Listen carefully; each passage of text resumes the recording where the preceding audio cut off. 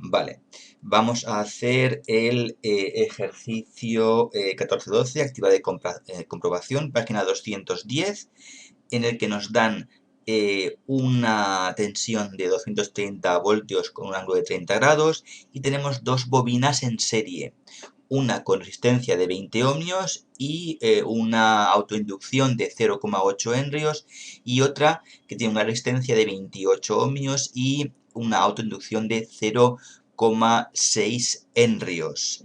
Esto de aquí, esto sería una bobina, todo esto de aquí, que lo hemos dividido en su resistencia de 20 ohmios y la autoinducción en la bobina, que los 0,8 henrios se corresponden a 251,33 ohmios. Y luego tenemos la otra bobina, esto de aquí, sería la otra bobina, y se corresponde con 28 ohmios y una autoinducción de 0,6 henrios o 188,5 ohmios. Para ver esto un poco mejor, cómo funcionaría, vamos aquí, de vectores. Entonces, hemos dicho que teníamos la primera resistencia, esta de aquí, esto de aquí es una bobina. Esto sería la primera bobina. Entonces, la primera habíamos dicho que tenía 20 ohmios y 251,33 ohmios. Esto es resistencia pura y esto es la reactancia inductiva. Es decir, esto de aquí serían 20 ohmios y hacia arriba nos iríamos hasta 251,33, ¿correcto? Entonces la primera bobina. Luego, como están en serie, colocamos a continuación una resistencia de 28 ohmios, que sería esta, y una reactancia inductiva hacia arriba de 188,50. Esto vale 188,50. Entonces, ¿qué quiere decir? Que la impedancia total sería esto de aquí. Es como si este vector de aquí, esto lo pusiéramos aquí y este vector de aquí lo pusiéramos abajo, las dos resistencias juntas y las dos reactancias inductivas juntas aquí. Vale, vamos a ver cómo calculamos eso. Tenemos aquí nuevamente las dos bobinas, 20 ohmios, 251 ohmios, 28 ohmios, 188,50 ohmios. Tensión 230, ángulo de 30 grados. Vale, tenemos que la R1 en cartesiano serían 20, 0, 20, 0, es decir, 20 con 0 grados, no sube hacia arriba, y la reactancia inductiva sería 0, porque la parte real sería 0, y sería 250,33 hacia arriba. Eso lo hacemos también con la R2, que sería 28,0, y con la XL2, que será 0,188,55. Si sumamos esto, nos daría 48 y 439,83. 48 y 439,83. Entonces hemos dicho que la suma en cartesiano de las resistencias y reactancias inductivas nos da 48 y 439,83. Vamos a ver, suma de vectores. 48, que serían los 20 más los 28, que estaría por aquí, 48, y 439,83, que serían los 251,33 más los 188,50. Es decir, esto estaría aquí y estaría este ángulo de aquí. Esto de aquí es la suma y son 439,83. Imaginémonos por un momento Y esto, si lo pasamos a polar, sería 442,44. 442, a ver un momento, sí, 442,44, que sería el total de la impedancia, con un ángulo de 83,77.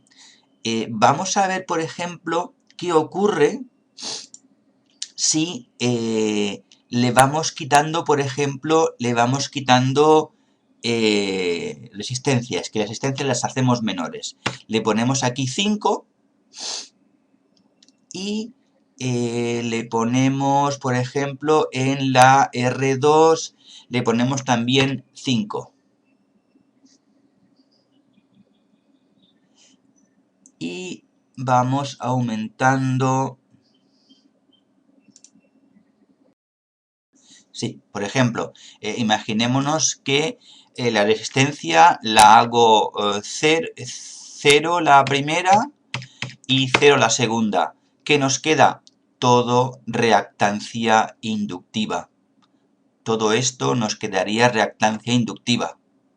Que si nos vamos aquí, si le pongo que esto tiene 0 ohmios, ya tiene 0 ohmios, nos daría que observar que ahora vale 439,82 la suma de las reactancias inductivas y efectivamente tiene un ángulo de 90 grados,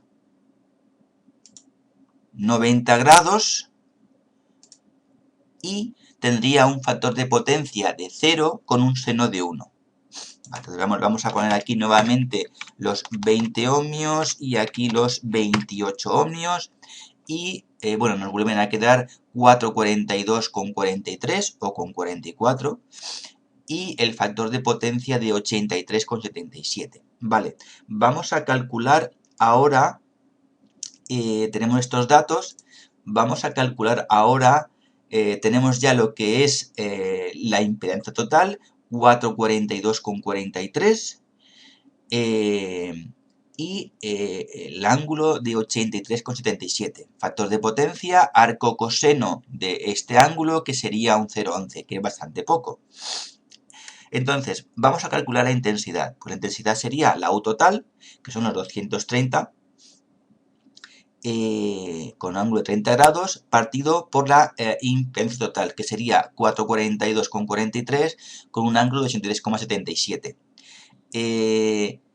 Nos dan 0,52 amperios con un ángulo de menos 53,77. Vamos a ver. Suma de vectores. Tenemos aquí el inicio, el fin, eran 20. Inicio, fin, 28. No. Inicio 20, fin de la R2, un momento.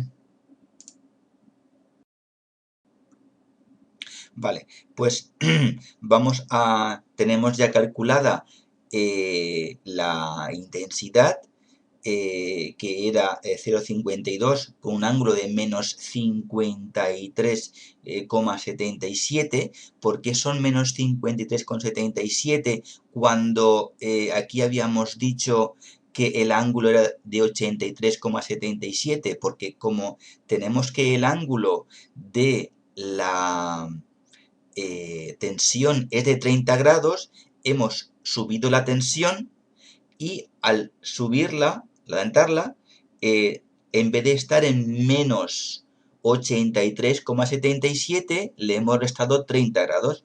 Entonces vamos a calcular primero la UR1, por curiosidad, esta de aquí, que la UR1 pues básicamente sería la intensidad total, que es esta, que será 0,252, por el valor polar de la resistencia, que sería 20. Eso nos dan 10,40. El ángulo de la UR1, 53,77, que sería el ángulo de la intensidad más el ángulo de la resistencia, que nos da esto. Esto es lo que nos da de polar tanto de UR1 como UL1, como R2, como UL2. Es decir, estas tensiones que nos aparecen aquí las podemos pasar a cartesiano. Estas cantidades de aquí las pasamos a cartesiano y las podemos ir sumando. Si sumamos todas estas cantidades, nos dan 199,19. Y si sumamos esta cantidad nos dan 115. Es decir,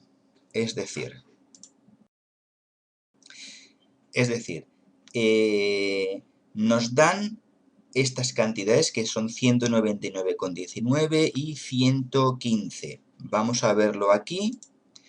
Sería esto mismo, que hemos dicho que la UR1 es la intensidad total por la R1, esto sería en polar, esto en cartesiano. Vale, pues si lo pasamos cartesiano, digamos que iría 6,14 en el eje X y menos 8,39 hacia abajo. Es decir, esto de aquí valdría 10,4 y aquí hay un ángulo de menos 53,77. Esto de aquí sería la UR1. Vale. Luego, la reactancia inductiva número 1, hemos dicho que tenía 130,65. Efectivamente, que lo averiguábamos de multiplicar la intensidad por la reactancia inductiva de esa bobina. Vale. Y una vez que tenemos estos datos, tenemos que en cartesiano serían 105,39, es decir, desde este punto de aquí nos desplazaríamos hacia aquí 105,39 y en el eje X sería 77,22. Desde aquí subiríamos hacia arriba 77,22. Esto de aquí, si midiéramos desde este punto de aquí hasta este punto, tendríamos que hay 130,65 con un ángulo de 36,23. Este ángulo de 36,23. Es decir, si sumamos todo esto, tenemos que desde aquí hasta aquí hay 199,18 y desde aquí hasta aquí hay 115. Vale. Esto, si estas sumas parciales, por ejemplo, si hacemos con el Shift Pol y hacemos 199,18,115, nos daría efectivamente 229,99 con un ángulo de 30 grados, que es básicamente lo que nos piden aquí. Bien, tenemos ya las tensiones parciales. 131,7 con un ángulo de 31,68 y 99,07 con un ángulo de 27,78. Es decir, la URL1, que sería esta, esto tendría un ángulo de 31,68 y este ángulo con la horizontal sería de 27,78. Si trazásemos una raya, digamos, desde aquí hasta aquí, tendríamos 230 y el ángulo de esta raya con la vertical sería de 30 grados. Vale, pues vamos a calcular ahora las diferentes potencias. Tenemos que la S, pues es a la tensión por la intensidad, que sería de 230 por 0,52, que sería 119,60. Tenemos la potencia activa, que estaría aquí abajo, que sería a la tensión por la intensidad por el coseno de phi, porque siempre repito que si queremos calcular una magnitud de un lado con una magnitud de otro lado, la tensión la tenemos aquí, entonces tenemos que calcularla por el coseno de phi, que serían 230 por 0,52 por 0,1. Bueno, realmente es 0,11 factor de potencia, pero bueno, nos da esta cantidad. Y si queremos calcular la reactiva, que estaría aquí, pues es la tensión por la intensidad por el seno de phi, que nos dan 118,9 bares. Vale. Lo quieren corregir el factor de potencia a 0,95, que nos da un ángulo de 18,19. Vale. Tenemos la primera reactancia, la primera potencia reactiva, que nos daba 118,9 voltiamperios, y quieren que lo reduzcamos a un ángulo de 18,19, es decir, que sería en este caso P por la tangente de 18,19, que nos daría 4,26 bares. Si a los 118,9, imaginaos que de aquí a aquí hay 108, pero lo quieren bajar a 4,26, quiere decir que la diferencia sería en 114,64. Así que necesitamos un condensador que absorba esto. Pues de ahí tenemos las fórmulas en las que nos dicen que la intensidad del condensador es igual a la reactiva del condensador partido por la tensión, que nos darían que son 0,498 amperios, y que la reactancia capacitiva sería la tensión partido por la intensidad del condensador, los 230 partido por los 0,498 amperios, que nos dan 461,44 ohmios. Entonces, esto podemos hacerlo o bien por la fórmula de XC. XC sería igual a 1 partido 2πf por la capacidad, o la capacidad es igual a 1 partido 2πf por XT, que nos daría exactamente lo mismo que si lo hacemos con esta fórmula, que sería la capacidad del condensador es igual a esto, que es la potencia activa por la tangente de phi menos la tangente de phi prima, que sería en 114,64, dividido 2πf por al cuadrado, que nos dan 6,89. Y ya está.